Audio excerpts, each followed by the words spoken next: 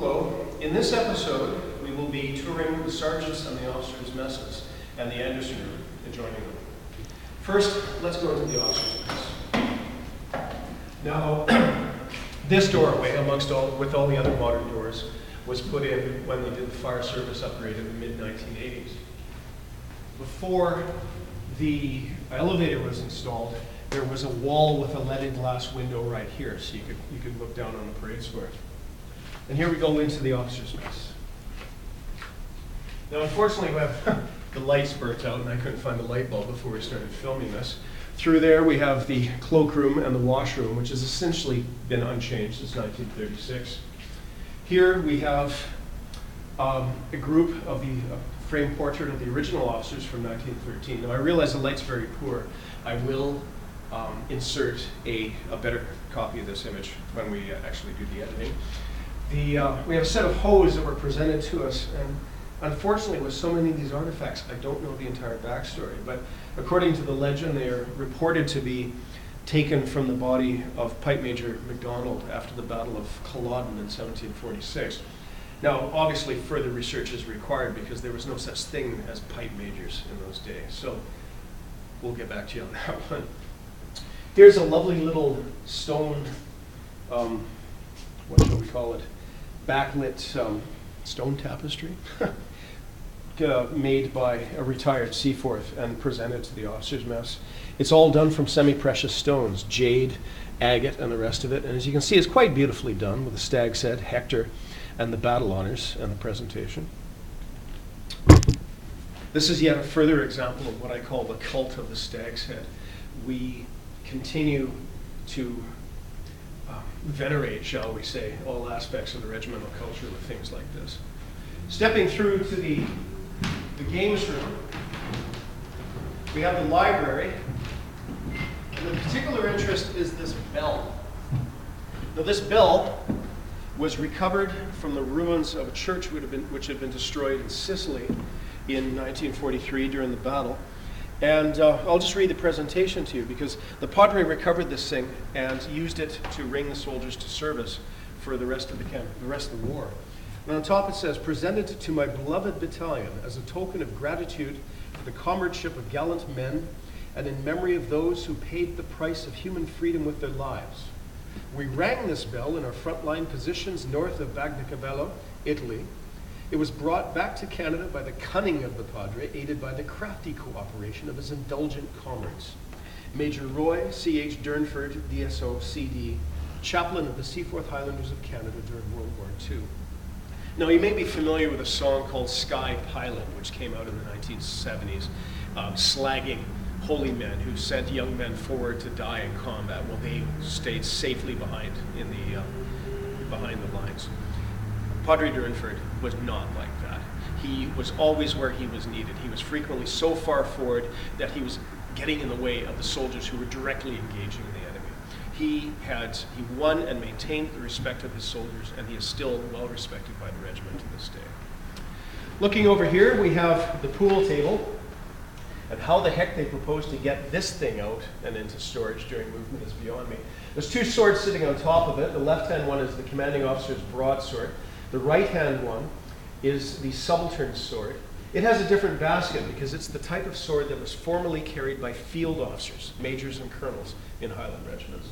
So the deserving junior officer, a lieutenant or a captain, usually a lieutenant, who annually receives this thing by carrying this, he carries this sword on parade for a year. And they're tacitly acknowledging that he is of such a caliber that they expect him to be a field officer one day. Looking over on the wall, as I cross in front of you, terrible copy, we have this tapestry.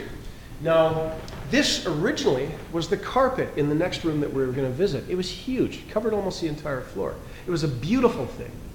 It was presented and installed in 1936, but by the mid-80s, it was so tatty, it was so worn, that we couldn't keep it in place. But at the same time, it was such a beautiful object that we couldn't discard it either. So we had it cut down and hung on the wall as a tapestry. Looking over here, some of the regimental silver. Now, when an officer joins the regiment, is promoted, or when he leaves the regiment, he customarily makes a gift. not usually as ornate as these gifts anymore. One of the most interesting of them is a piece that was presented to us by the 2nd Battalion Seaforce of the British Army sometime after they were disbanded in 1947. And it's a piece that was presented to them by Lieutenant Colonel MacLeod to the 78th Regiment, which tells us it was presented before 1881. The interesting thing is that this isn't a British piece, this is a French piece. Now, once again, further research is required, but it's just possible that Lieutenant Colonel MacLeod was an officer at the Battle of Marksum during the Peninsular Campaign, or the 100 Days, the last fight against Napoleon.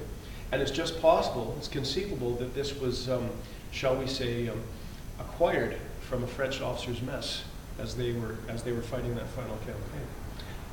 We'll get back and see what research we can uncover about that. Covering through. Now, some of these pictures, granted the poor lighting, they won't show up particularly well. We will be scanning these and posting these on the website. This picture is of Major Roderick Bell Irving, killed in action. This is his burial scene in northern France. Now, this is the main room of the mess. This was my home for my entire service. As you'll see, it's quite the nicest room in the building. You'll see the junior ranks mess, and you'll see that it's not quite so opulent. In fact, it's quite stark. And before you get all sort of egalitarian on me, I would beg to remind you that the officers deserve this space. An officer has a much lower life expectancy than a soldier does, both in combat, and I'll mention again that the Seaforce had the highest officer casualty rate of all the Allied forces in both World Wars. So when you left this room, you knew there was a damn good chance you weren't coming back. And speaking from experience, wherever, even to this day, wherever you are posted in the world, whatever miserable, god-awful spot you're in, no matter how cold and tired and hungry and scared you are, you know at the back of your mind that this place is waiting for you. That there's a fire in the fireplace and that somebody's having a dram possibly and thinking of you. And it's a marvelously comforting thought. Looking around the room, we have the portraits of the former commanding officers, starting with General Edwards Leckie in 1911, I should say. The officers' mess fireplace, and this originally, underneath that awful coat of paint, is alabaster. And I have pictures of this with a fire in the fireplace and the whole thing just glowing with this marvelous translucent light. But some Philistine painted the thing and ruined it. We can't get the paint off without ruining the stone. And the same thing almost happened with this ceiling, this wonderful clear fir ceiling, which was presented to us by H.R. McMillan, CEO of McMillan Blodell, who incidentally was the colonel of the regiment at that point. There was one time during the 80s when they were doing some renovations that an officer fortuitously walked in the room just as a workman was reaching up with a full brush of paint and he was about to start painting the ceiling. The officer screamed, "Stop!" And the fellow down there came off his ladder. He was so startled that the thing was saved. Our marvelous leather Cape Buffalo covered furniture. This somewhat shabby little piece is worthy of comment. This was one of the very first pieces that was installed in the mess. The reason why it's here is, as with many other pieces of art that I've mentioned and will mention in this series, when they moved into this place, the walls were bare. It was very stark, and they wanted to start making it look homely. So a couple of the junior officers went up to General Clark's house, his mansion actually, and shall we say, liberated this couch from his front room. And they brought it down here and installed it. Years and years later, maybe a year or so before the Colonel Clark died, Brigadier General Clark died, he was up in the mess having a drink, and he looks over at this couch and he goes, "You know, we used to have one just like this in my old house." And these former lieutenants, who are now majors, are all like, trying not to catch the general's eye. Continuing our look around the room, we have a bronze statue on the mantelpiece. Now this was made by Scott Sutherland. Let's walk over and take a look at it, shall we?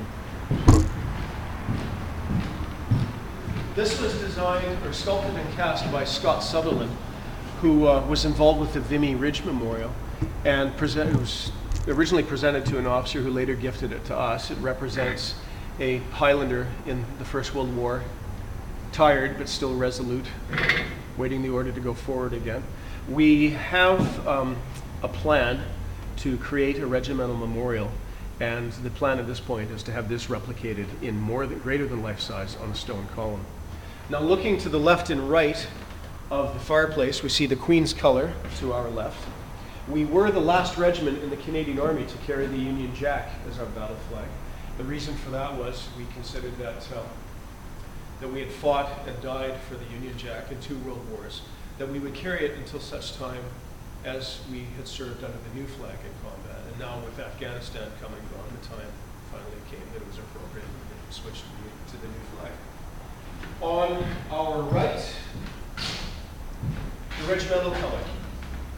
And colors are so named because at one time when soldiers' uniforms were bought in bulk by the colonels, when you unbutton the thing or fold it back, because they were all made by one tailor, the colors would all be the same, but different regiments would wind up with different linings.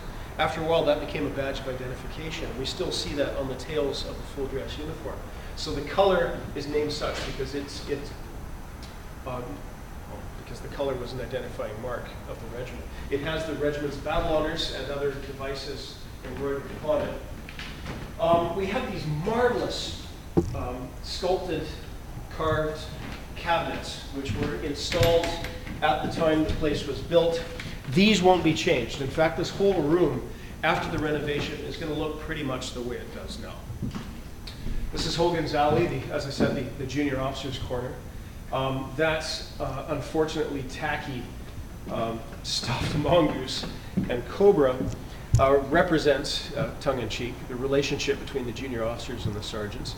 It's the loser's prize in the annual sergeants and officers games night. Whoever comes out with the lowest score has to endure this thing in their mess for a year. Looking across to the bar, in the original plans, there was no bar. There was a door to a pantry and a second pantry around the corner in the games room. And the reason for that was a gentleman doesn't stand in the bar. The stewards bring him his drinks. And a gentleman certainly never handed money. You just had to chit going, which you settled at the end of the month. We have various artifacts, and again, this is one of the encouraging yet frustrating aspects of being the curator here, is that we have the museum collection, but beyond that we have this gray area of marvelous items that aren't in the museum, but yet have enormous historical significance. One of them being this piece here. This is a shoulder strap and collar badge cut from a uniform of a German soldier, and this is actually from the 72nd German Infantry Regiment. Now this has a story. It's this interesting little frame piece on the wall, quite beautifully executed cap badge above, hand drawn.